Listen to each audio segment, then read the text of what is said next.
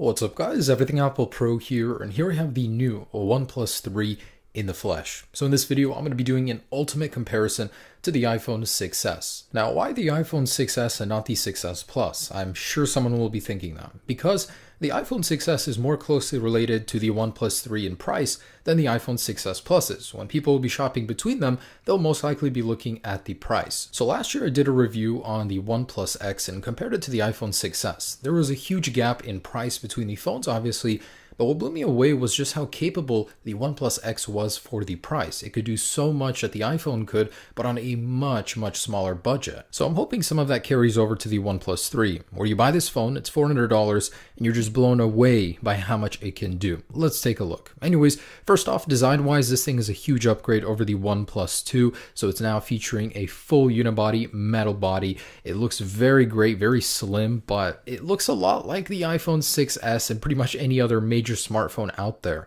It has antenna bands, it has a protruding camera.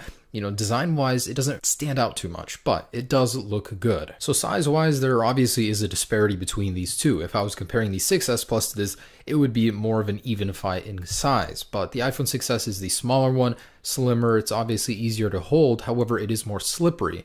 The OnePlus 3 has jagged edges, so it's a little bit more grippier, but when it comes to using the display, the iPhone 6s has a smaller one, so it's easier to access those corners of the display that you usually can't on the OnePlus 3. So the OnePlus 3 certainly isn't a one-handed phone. Now, if you're familiar with an iPhone, you will be absolutely familiar with the OnePlus 3. The ports are pretty much in the exact same place, just on the bottom they're mirrored, so if I were to unmirror them, they look exactly the same. Speaker ports looking a little suspiciously similar, but otherwise everything is exactly where it is. The mute switch, the rocker, the volumes, the power buttons, they're all in the same spots as they are on the iPhone. So if you're going from one to the other, they'll look the same. Now, moving on to the displays, again, because I'm not comparing this to the larger 6s Plus, there is a huge difference here. So the iPhone 6s has the smaller display, lower pixels per inch, lower resolution, and the screen technology is inferior. The AMOLED display on the OnePlus 3 has this optic feature that's basically OnePlus's take on Super AMOLED that Samsung has. It's just a tuned version of the AMOLED display, which pretty much makes the colors more pleasing. I wasn't able to find any difference from this versus a Samsung, but versus an LCD, there certainly is a difference, and that's more apparent once you get into the more darker stuff. So if you guys watch a lot of media, enjoy a lot of content on your phones, the AMOLED panels, I just gotta say, they do work better. Now, some of them may have ghosting issues, but we're so far into the technology developing it that shouldn't even be a concern on your mind. I mean, dark colors are absolutely pitch black dark. It's a beautiful display, guys. Need I say more? It's more efficient. There's so much good things to say about it, basically. So moving on to special technology, what makes these phones unique? The OnePlus 3 has a larger, brighter AMOLED display, but it also has a dual SIM card adapter. That is so cool. That's almost unheard of on phones nowadays. So perfect for business people or cheaters, whichever one.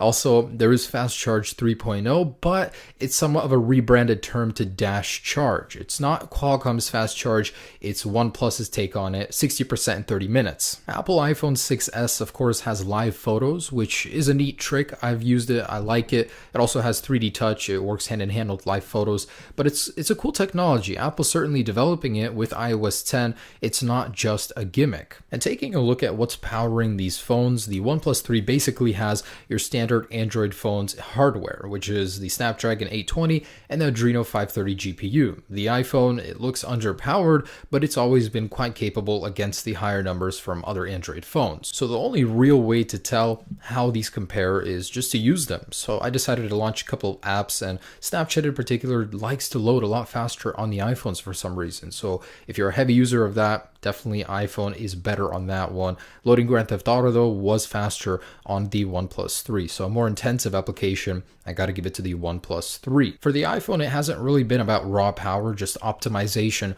of the little amount of power it has. Also, loading the camera, that one was faster on the OnePlus 3 for some reason. And I also decided to test some web page loading, definitely something we do on almost a daily basis. And the iPhone 6s, 2 out of 3 times was faster in loading those web pages, which is definitely something nice to see. So if you're buying a phone out of demand for pure power, the OnePlus 3 is certainly the one to choose here. The iPhone 6s doesn't struggle by any means, but it is outshadowed a little bit by the OnePlus 3. Testing the graphical performance, I ran a GFX bench, and what surprised me was that this has the same GPU as the Galaxy S7, yet it did better than that one in this test. And that's of course because the Galaxy S7 does have more pixels to push, but the OnePlus 3 did very good here. It did outperform the iPhone 6s in most of the tests. And it's even more impressive on the OnePlus 3's part because it has a larger display.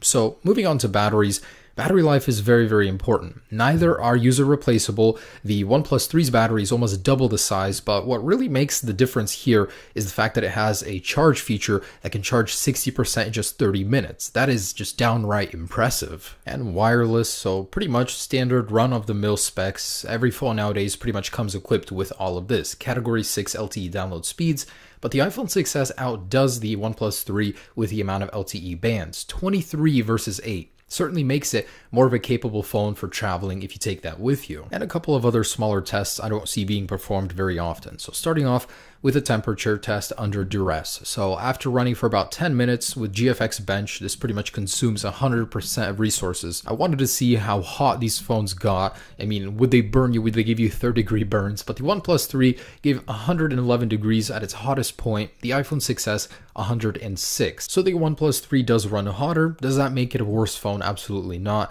You know, most of us won't even get anywhere near this temperature because we don't run our phones this intense. And next up, a speaker decibel output test. Now, loudness isn't everything, but clarity is. The iPhone 6s did achieve 92 decibels, but it was much louder, had a booming, more reaching sound than the OnePlus 3. So the OnePlus 3 did okay, but it just sounded a little bit muffled.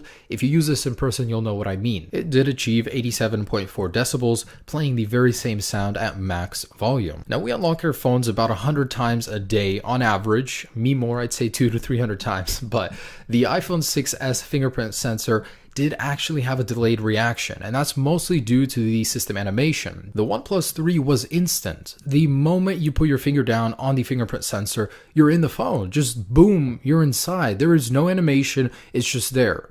Apple, please take note. Do this on iOS 10 in a later beta. It's just so impressive to be able to be inside of the phone the moment you put your finger on the sensor. With the screen on, the iPhone 6s was more evenly matched, as there is an animation on the OnePlus 3, but with the screen off, the OnePlus 3 blew me away. And the big one, cameras. So the OnePlus 3 has a pretty high megapixel count, 16 megapixels. These both use phase detection. Apple calls it focus pixels, but same focus technology. The aperture is a little bit better on the OnePlus 3, so supposedly it does better in low light. I went ahead and did test the cameras in multiple scenarios, and I don't know, you guys tell me down below in the description which one is better, because whenever I try to tell you which one is better, I'm always wrong. So what I did notice about the videos though, of course, the OnePlus 3 does have optical image stabilization. It is more steady. The focus is a little bit delayed on it though, so when shifting subjects, the OnePlus 3 has a little bit slower focus than the iPhone 6s, but color-wise, very interesting, very close, not as saturated as the Galaxy S7, but certainly a little bit more than the iPhone 6s. The iPhone 6s is very cold colors, some would say even more true to life, but you know, it's really up to you. Some people even prefer the oversaturated colors from most Galaxy phones. What's strange about the OnePlus 3 is that you can't record 60 frames per second in 1080p in the stock camera app. But anyways, so moving on to the front-facing cameras, both pretty good. All right, front-facing camera video, so OnePlus 3 over here. Just want to get a feel for the audio, what that's like, color-wise, so definitely looks better than the HTC one. Pretty rainy day here. Man, when isn't it? I'm always filming when it's raining. Looks pretty good. I like the wide angle on the OnePlus 3 for sure. All right, let's see how it looks on the computer. And this is the big one, pricing and storage. So the OnePlus 3 only has one option for storage, 64 gigabytes. It does suck, you can't expand it, and you can't choose or pay for more storage. The iPhone 6s has a higher option here. But where the iPhone 6s can't compete is the price, $250 more expensive. But of course you do get more for it, but I'm just amazed at how much you get for your money with the OnePlus 3. So I've talked a lot about hardware and capabilities of the phone, but I wanted to take a moment just to talk about using the OnePlus 3. The iPhone 6s we're all familiar with, but the OnePlus 3 is something special on its own. First off, even turning it on, I like the fact that it has tap to wake with double tap, The fingerprint sensor is lightning quick. That alone is awesome. But the best part from an Android user's perspective is just how light the ROM is. It is running a custom ROM, but it's very, very selectively tuned, so it's not just overburdened with a whole bunch of junk. But anyways, the OnePlus 3 in a nutshell, I've assembled some of the points that I have found it to be better than the iPhone 6s in this little nutshell right here. So just take a look. If any of these appeal to you, you'd probably do well with the OnePlus 3. And of course, the iPhone 6s. It is $250 more expensive. If these perks right here are worth it to you for that price tag, then, absolutely go with this one. But iOS alone for me is a very huge part. I didn't talk about software much because it's so selective. I mean, everyone has their own opinion on it, but both phones are great, guys. I'm just amazed that the OnePlus 3 for its price point has so much and delivers so much that many flagships charge several $100s more for. But anyways, I appreciate you guys taking the time to watch this video. If you're in the market for a phone, you cannot go wrong with the OnePlus 3. It definitely carries over from the OnePlus X. The price point, the features, everything. It's a great phone, guys. I promise I wasn't paid by OnePlus or anything like that, or by Apple. I never am. I just found this phone to be great. And